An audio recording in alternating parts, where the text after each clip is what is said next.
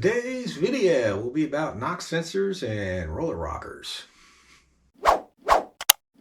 Hello, I'm Eugene Tordo and this is ET Garage, and today's video is going to be about things like roller valve train and roller rockers and knock sensors.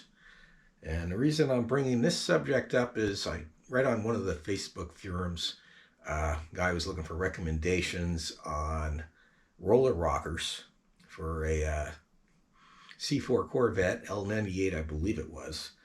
And one of the people commented that if you run roller valve train, it will screw up your knock sensor and your timing will be pulled and all that stuff, and you'll have to disable your knock sensor and all that stuff.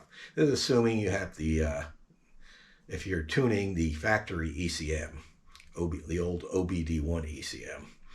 But I'm going to share my experiences, and before I do that, we'll go over what I use.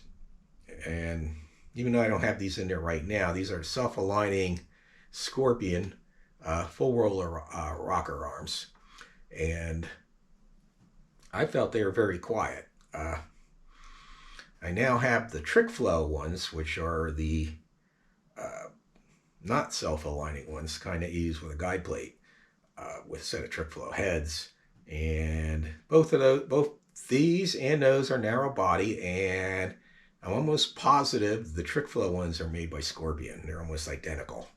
The only difference is the color of the paint and the name on them. But both of them are, to me, are very quiet. Lifters are another story, and I think from what I can tell, reading on the forums and the internet and whatnot, social media, most lifters, hydraulic roller lifters, well, any lifter, is just noisy. Of course, if you have a solid cam, you're going to get a little more ticking until the engine warms up. I doubt it's very much. That being said, I believe I probably get more noise from fuel injectors than I do the valve train. And I think what the one person was saying was how this noisy valve train can upset your knock sensor.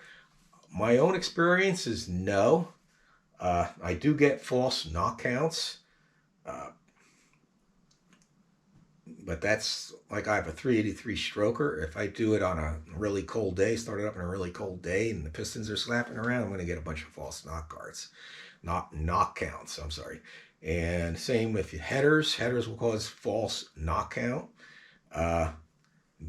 Bad knock sensor will cause false knock counts. This one here, I bought brand new and ran it for about 10 minutes on a brand new build. And the reason I only ran it 10 minutes was within 10 minutes I was getting like the maximum number of knock counts that it would allow before it would reset every couple of, like, literally seconds. It was getting, it was like 200 and some knock counts just idling on a brand new build. And it turned out to be this brand new knock sensor is just oversensitive. You can desensitize these with by putting something like the Teflon pipe sealer tape on the threads and screwing it in and not as tight. This particular one is for the GM OBD1, my 90 Corvette. And it recommends that you torque it to 14 foot-pounds. I think it's 14. If someone knows what the exact torque setting for this is, you can just leave it in a comment, but I think it's 14. And torquing this is really important because it affects the knock counts. You can loosen it up and tighten it, and that'll affect the knock counts. This one here is just bad. Brand new knock sensor that was bad. So, assembled in Mexico. Can't blame the Chinese for it. Can't remember which brand this was. It might have been one of the cheaper ones. I can't remember. But that was some time ago. So that's something to consider too. When I, with the older, I don't know how the aftermarket ones are or newer cars, but when you, on the older OBD1, like my 90 Corvette, when you start it up, you will get one knock count, and that's the computer testing the knock sensor. Not sure how it does it, if it just, I don't know, but that's what it does. Because the knock sensor is what generates a current. It's like a piezoelectric, I believe. Don't quote me on that, but that's what I think it is. And then it just sends a signal, microvolt, to the computer or whatever. And that's how the computer determines how many knock counts you get. But something to consider. Like I said, I have never had any problems with valve train noise affecting my knock sensor. I prefer to run a knock sensor. I run pump gas on the street, and I take long cross-country trips. Like I took that trip out to New Mexico not long ago, and it was, and I got some bad gas. And you can only get 90 out in a lot of states. They don't have 93 octane. They only have the 91. My car will run fine on 91 without getting a bunch of knock counts or detonating. But still, it's good to have the knock sensor. Up in Maine, I think some of the worst gas I got was up in Maine. And you can just tell by the way it runs. But that's something to consider.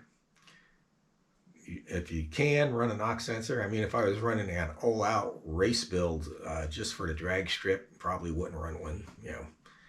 But for driving on the street, highly recommend a knock sensor. As far as valve train noise, I don't think I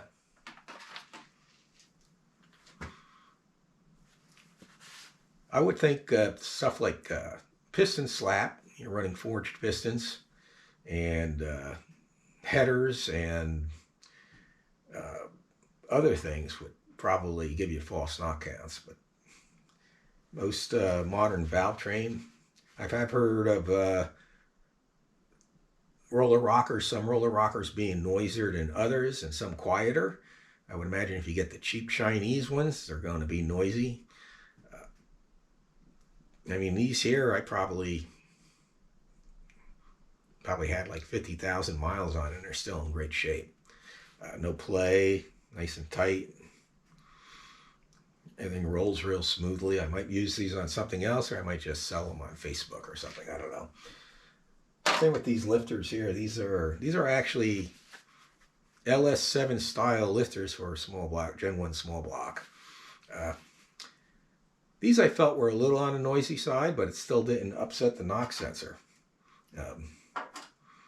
So no big deal there. But that's it, just a short video. That's all I have going on right now.